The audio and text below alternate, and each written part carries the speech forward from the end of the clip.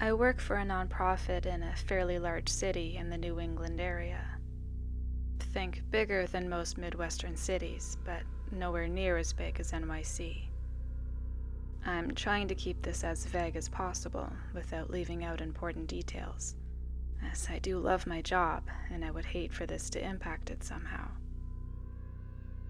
That being said, very recent events have made it difficult to stay silent, and I desperately need some advice on what to do next. So, anyways, the nonprofit I work for specifically serves homeless and underprivileged boys and young men in our city. We offer food, shelter, showers, you name it. Anything to keep them off the streets, is what our founder has always said. He's been running things since the late 70s and simply refuses to retire. He spent most of his childhood homeless, so I guess he made it his personal mission to help as many youths as he could. I work on the admin side, so I don't actually see the ones we help out as much, but it's still very fulfilling work. Recently, my main focus has been on house hunting, of all things. We've long since outgrown our current facilities in the city. With some creative thinking, we've been able to make it work longer than it probably should have. But now, we're at the point where we've been forced to turn some kids away. We all hate it, most of all the owner. So we decided to find some room in the budget and put it towards finding a second location. My budget was pretty restrictive, especially considering how much space we needed. For this, and a few other reasons, we decided to look in more of the rural areas outside of town.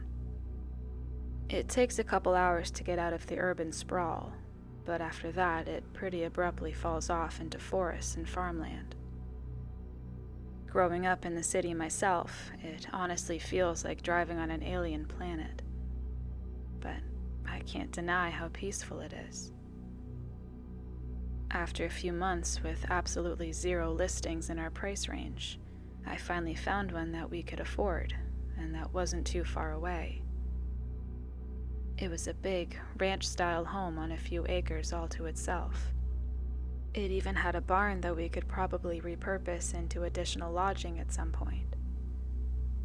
The price seemed almost too good to be true. But the house did need some serious work just looking at the pictures, and I was sure even more would be found during an inspection.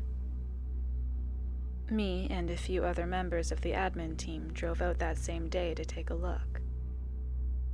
The realtor selling the place was your textbook small-town celebrity.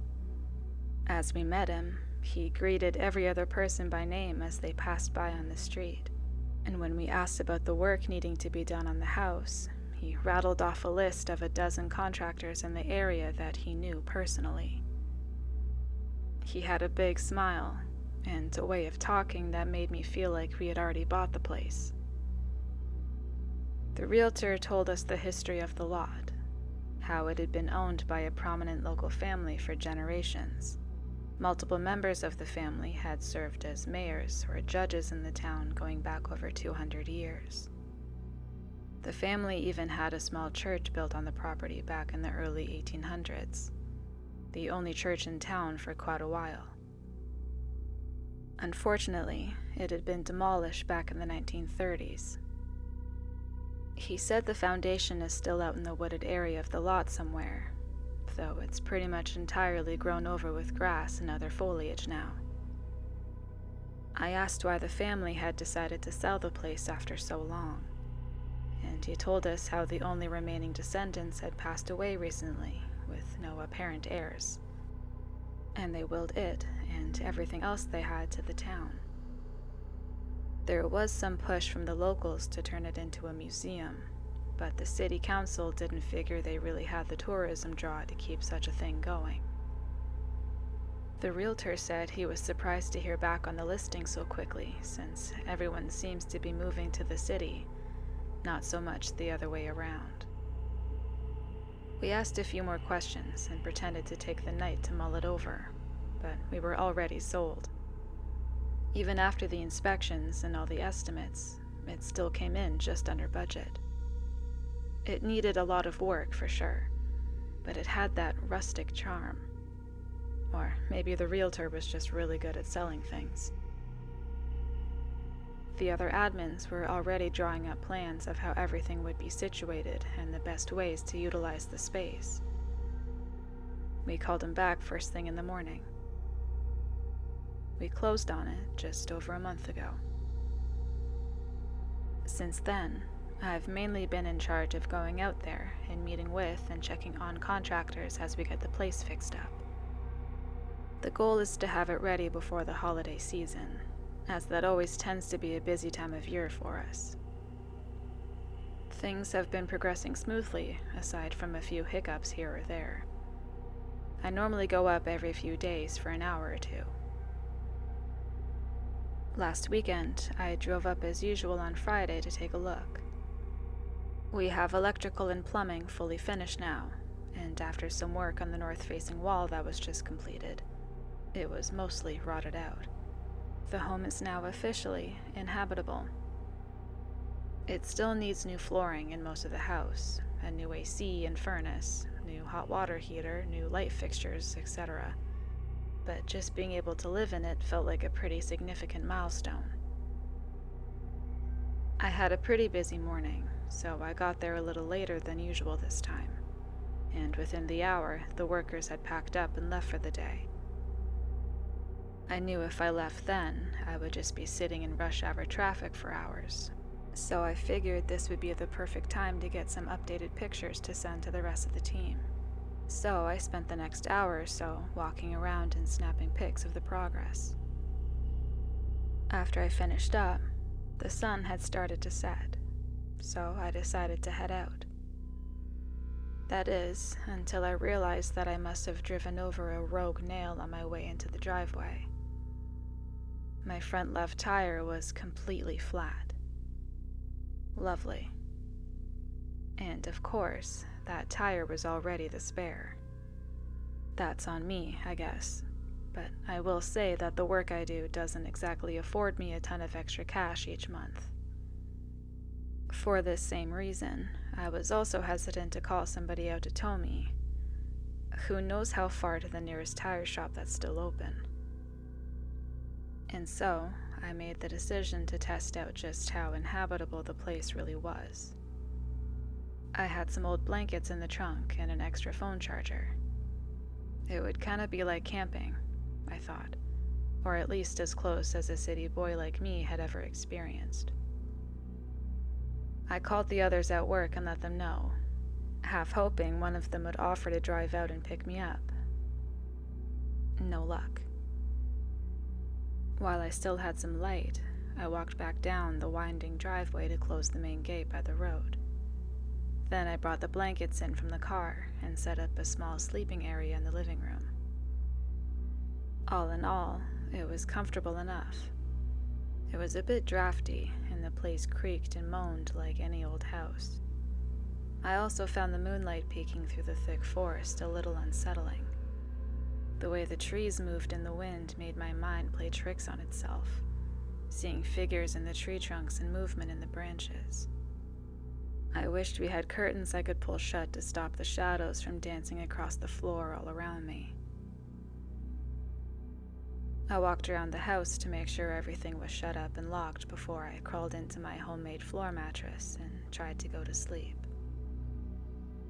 A few hours later, I woke up abruptly. It felt like that telltale sensation of falling that jolts you from a dream, though I didn't remember dreaming anything just prior. It took a minute for me to calm myself back down, and I decided I might as well get some water before I went back to sleep. As I stood up, I glanced out the window and went still. There was light coming out of the woods. Not moonlight, warm yellow light, flickering through the thick bramble of trees. My first thought was some sort of forest fire. My heart dropped as my mind went to the worst-case scenario. I pictured the place going up in smoke, so close to it being finished. We'd be back to square one. I pulled my shoes on quickly and grabbed my phone as I headed out the back door. I wasn't excited about trudging through the woods in the middle of the night, but I needed to confirm if there was a fire so I could call someone as soon as possible. Trudging was definitely the right word. I had to lift my knees high to step through the thick underbrush as small branches smacked me in the face and cut into my arms. I had my phone flashlight on, but it didn't help much with the leaves being as thick as they were. After a few minutes, I had almost decided to head back and just call the fire department to be safe. But just then, I saw what looked like the edge of a clearing, where the yellow flickering light was much brighter. I pushed forward a little more and broke through the tree line. What I saw confused me more than anything. No forest fire. Lanterns. Small, handheld oil lanterns.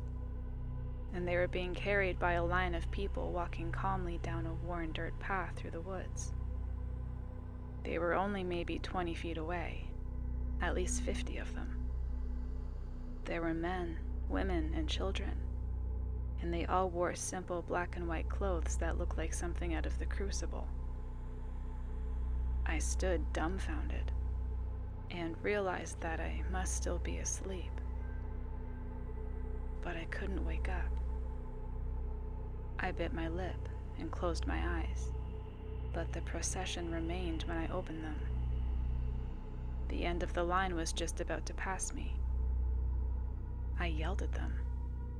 I don't remember what I said. Not that it mattered much, because they didn't react at all. They just kept walking. So I followed them. What else was I supposed to do? As I fell behind the last of them, I realized it was what seemed to be a small family. A young man and woman, with a small boy in tow. The woman was crying. I tried to reach out to one of them, but my hand always seemed just too far away, like some sort of optical illusion.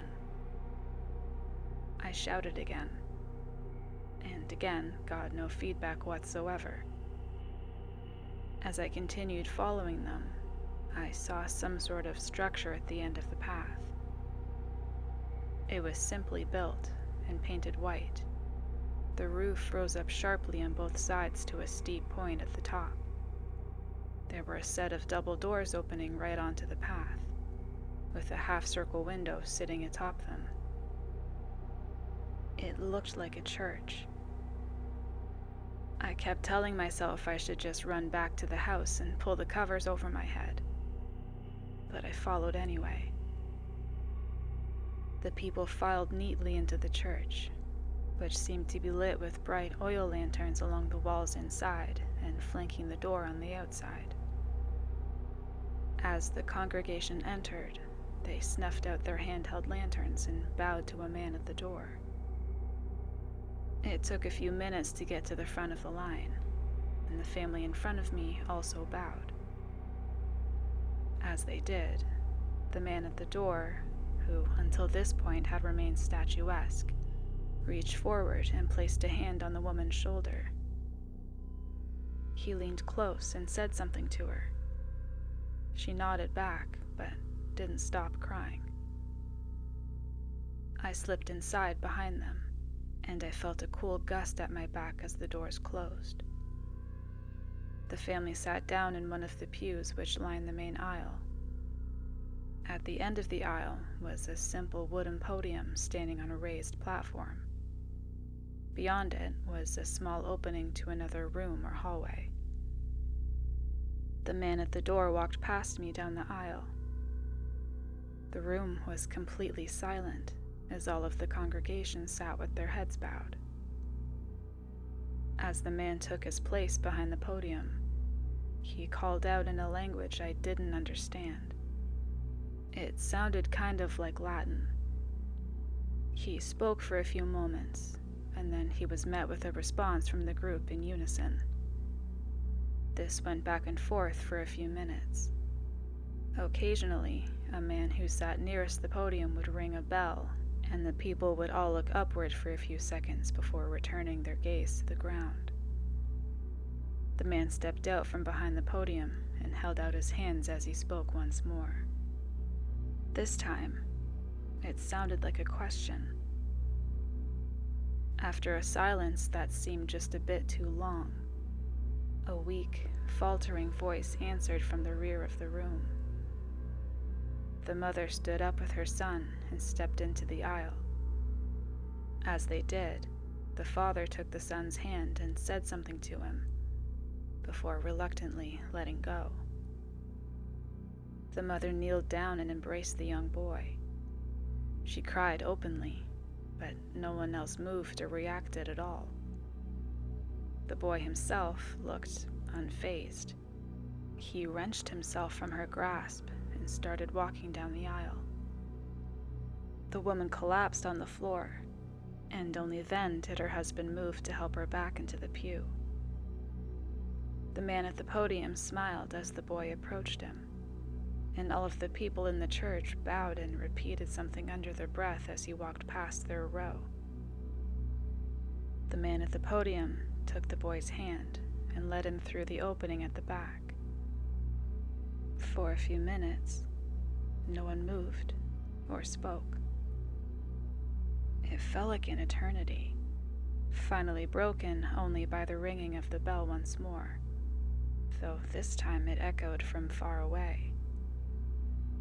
In unison, everyone in the church stood again and began filing into the same opening.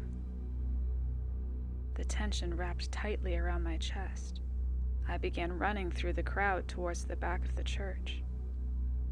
As I passed by people, it seemed as though I partially moved through them somehow, and my whole body shivered. I reached the open doorway and found only a small room, not much bigger than a closet. But set into the ground was a large wooden hatch held open with a metal hook on the wall. Carved stone steps led down into an inky abyss. I remember thinking in that moment, if I go down there, I may never be the same. But I went down anyway, like a moth to a campfire. The steps led down deeper than I thought, and they ended in a large stone room. Some of the congregation was already here. They knelt on the cold, hard floor with their hands flat on the ground in front of them. As more entered, they assumed the same position. Beyond them, the only light in the room came from a small candelabra. It sat on a wide stone altar. The boy lay on the altar with his eyes closed and his arms crossed over his chest. The man from the podium stood behind him and chanted something as he held a small metal pitcher over his head. On the wall behind them was a taxidermied bullhead with great big horns. Only the bottom of it was lit by the candles, and even glancing at it made me feel an overwhelming sense of dread. I looked away just in time to see the last of the group entering and kneeling down. It was the mother and father. They both moved as if partially comatose, almost trance-like. The man at the altar spoke once more. This time, there were no responses from the group. Every few sentences, he would stop and pour something from the pitcher onto the child in front of him. It looked clear, but it was thicker than water. The boy didn't react, even as the man poured the liquid over his face. After this repeated a handful of times, he upended the pitcher entirely and emptied it. Then he turned from the boy and faced the bullhead mounted on the wall. He spoke once more, again sounding like a question, before he joined everyone else in kneeling on the ground with his hands forward. In a moment, all the air in the room seemed to evaporate. I couldn't breathe, and it sounded as if I was in a vacuum. My heart seemed to beat irregularly, and I nearly fell to the ground. And then I heard it, or felt it, or I sensed it. I don't know. Something in the silence, a more intense pressure, like something pushing on my eardrums and my eyes at the same time. I tried to gasp as I felt my lungs flatten in my chest.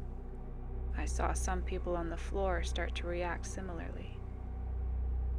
And at the height of everything, I saw the candelabra tip over on its own and fall onto the altar. All at once, a cacophony of sight and sound erupted into the small room. The boy's body erupted in flames. People screamed, some in terror, though most in some sick sense of euphoria. The flames licked up onto the ceiling and spread along it, bathing the whole room in radiant heat. The boy's body convulsed and flailed. The man at the altar laughed as he danced around with glee, and the flames parted just enough to see the bull's head on the wall, fully illuminated in a dark red hue. And for a split second, I swear I saw it move. My senses caught up to me, and I ran from the room faster than I've ever moved before. I flew up the stairs, taking 2 or 3 with each stride. The screaming and laughing didn't die down behind me. As I reached the top of the steps, I was relieved to find the hatch still open, and even more relieved to see the front door to the church once again open at the far end of the aisle. I continued running, nearly tripping and falling around the podium in my mad scramble. I never looked back, even as I found myself once again on the dirt pathway. I just kept running, even when I no longer knew where I was or where I was going. The path eventually ended, and I found myself back in the thick mess of trees. They cut into me even sharper than before as I pushed through frantically. By some miracle, I happened to spy the house again through the leaves. I ran inside and locked the door. I crawled into my blankets and stayed there, unmoving, for some length of time. After a while, I worked up the courage to glance out the window again, just for a second. No light in the woods. Nothing to see. I retreated to my safe space again. I didn't move until I saw sunlight through the threads of the sheets. That's where I am now, sitting on the floor in this empty house, wrapped in tattered old blankets. If I had fallen back asleep afterwards, I would have written it off as a nightmare. But I have the fresh cuts on my arms and legs, and still wet mud on my shoes to prove otherwise. I don't know how, but it was all real. More real than anything I've ever experienced. I don't know what to do. Should I call the police? I want to tell the others at work, but I know they'll think I just lost it. Part of me thinks I should go back out and see if anything's still there. Get some pictures or something. But the thought of going back there makes me sick. There's something in the woods, and I think it's been there a long time.